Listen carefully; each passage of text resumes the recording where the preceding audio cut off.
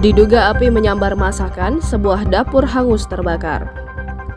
Kebakaran terjadi di Lorong Kelinci, Jalan Kapten Robani Kadir, Kelurahan Talang Putri, Kecamatan Pelaju, Palembang pada Minggu 13 November 2022. Kebakaran terjadi sekitar pukul 15.00 di kediaman Rusdi. Kebakaran terjadi di area dapur korban dan mengenai atap dapur rumah karena kondisi rumah tidak memakai plafon.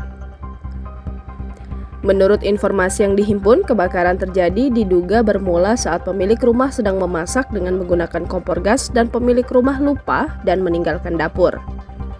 Dalam penanganannya, saat Yulianto melapor ke unit pemadam kebakaran, beberapa mobil pemadam kebakaran segera dikerahkan menuju ke lokasi.